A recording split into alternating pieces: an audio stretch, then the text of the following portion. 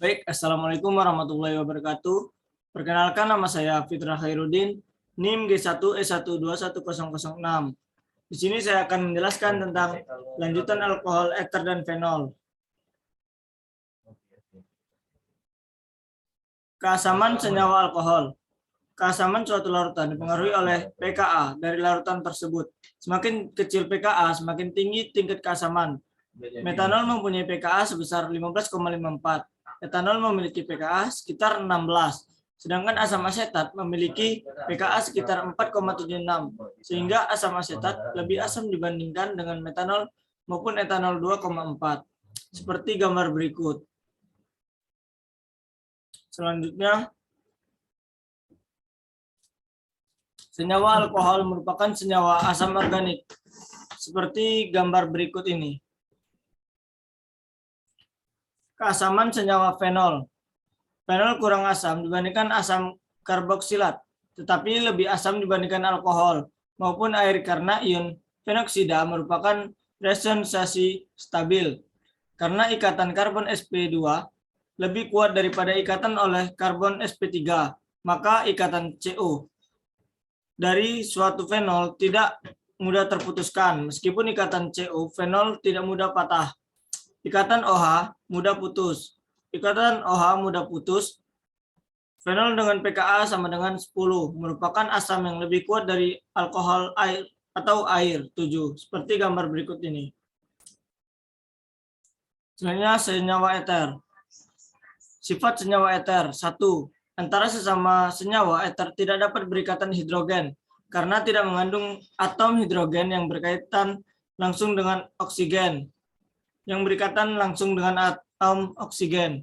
Walaupun senyawa eter tidak memiliki atom hidrogen yang berikatan langsung dengan atom oksigen, tetapi senyawa eter dapat berikatan hidrogen dengan senyawa air, fenol, dan alkohol sebagaimana dalam gambar berikut ini. Selanjutnya, sintesa dan reaksi alkohol. Alkohol adalah senyawa yang mengandung satu atau lebih gugus fungsi hidroksil OH pada suatu senyawa alkana. Alkohol dapat dikenali dengan rumus umumnya ROH. Alkohol merupakan salah satu zat yang penting dalam kimia organik karena dapat diubah dari dan ke banyak tipe senyawa lainnya. Reaksi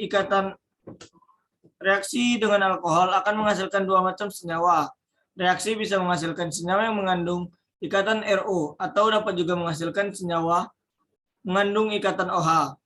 Sintesis pembuatan alkohol. Ada dua reaksi yang dapat dipakai untuk mensintesis alkohol dan dari gugus karbonil, yaitu reaksi adisi Grignard dan reaksi reduksi reaksi adisi Grignard. Seperti contoh berikut ini.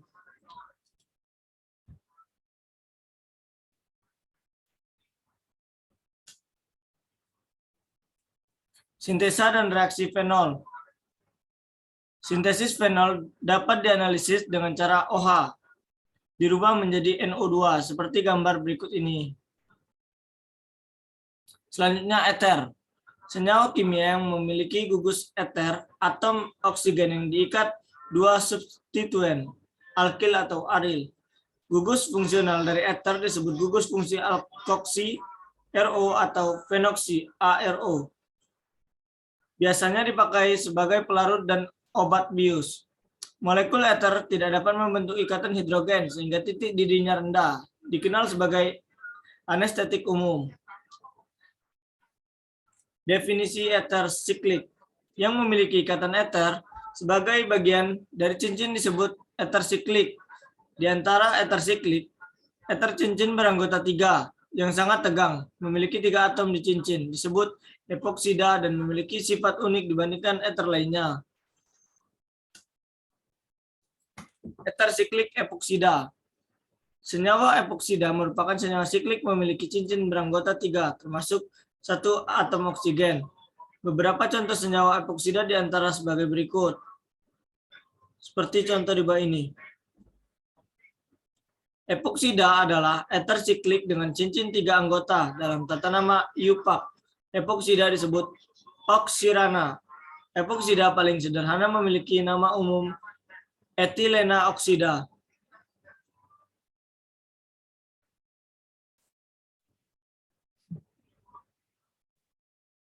Reaksi senyawa eter. Reaksi senyawa eter dengan asam halida seperti gambar berikut ini. Reaksi senyawa eter, reaksi epoksidasi dengan senyawa alkena seperti pada gambar berikut ini. Reaksi epoksidasi dengan senyawa asam seperti gambar berikut ini. Reaksi epoksidasi dengan asam halida seperti gambar berikut ini. Mekanisme reaksi epoksida dengan asam halida. Reaksi epoksida dengan reagen Grignard seperti gambar di bawah ini. Sintesis senyawa eter. Pembuatan senyawa eter dapat dilakukan dalam laboratorium maupun dalam industri.